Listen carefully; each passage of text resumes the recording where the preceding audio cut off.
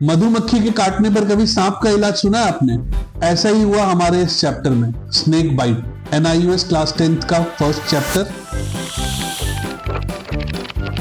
एक दिन राजा नाम के एक लड़के ने अपने आंगन में एक छोटा सा सांप देखा।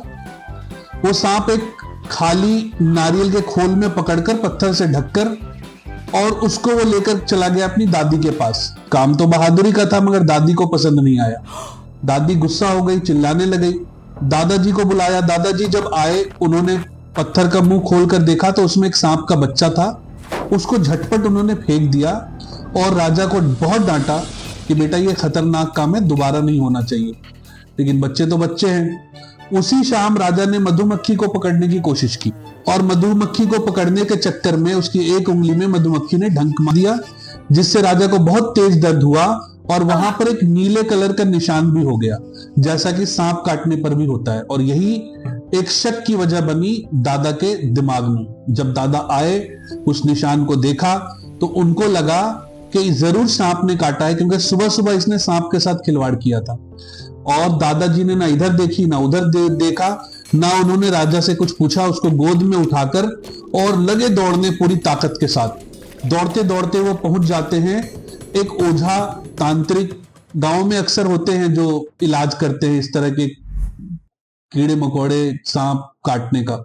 उस तांत्रिक के पास जाकर के, जो एक बहुत बूढ़ा आदमी था, उसका दरवाजा खटखटाने पर वो बाहर निकलता है और कुछ मंत्र पढ़ना शुरू कर देता है। राजा कुछ बोलने की कोशिश कर रहा था मगर उसको चुप करा दिया जाता है कि नहीं, अगर तुम बोलोगे तो सांप का जहर मूव करने लग जाएगा, इसलिए तुम शांत रहो। राजा बताना चाहता है कि मुझे मधुमक्खी ने काटा है, सांप ने नहीं काटा है, लेकिन उन्होंने, उस ओझा ने उसको चुप करा दिया कि तू नहीं बोलेगा। कुछ ही देर में मधुमक्खी का दर्द अपने आप ही ठीक हो गया। आपको पता कितनी देर रहेगा। और बूढ़े आदमी ने उठ करके भगवान का शुक्र अदा किया और उसने दादा से यह भी कहा कि सांप बहुत जहरीला था, अगर आप समय पर नहीं लाते तो बच्चे की जान जा सकती थी।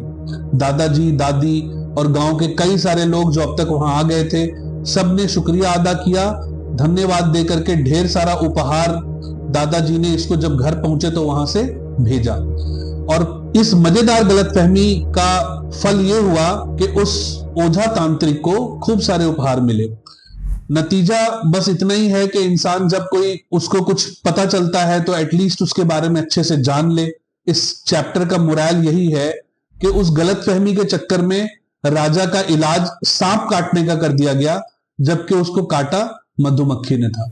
अगर आप चाहते हैं कि आप इसी तरह से इंग्लिश के या और भी सब्जेक्ट्स के पूरे सिलेबस को अच्छे से करें, चैप्टर वाइज एक डिटेल्ड आपको वर्जन मिले स्टोरी की, आपको उसे पढ़ने में, उसको याद करने में, उसके क्वेश्चन आंसर करने में आसानी के लिए अगर आप चैप्टर विस्तृत तरह से जानना चाहते हैं तो हमारे चैनल को सब्सक्राइब कर दीजिए और बेल आइकन दबाना नहीं भूलिए। लाइक भी कर दीजिए। बेल आइकन दबाने से यह होगा कि आपको सारे चैप्टर्स मिलेंगे।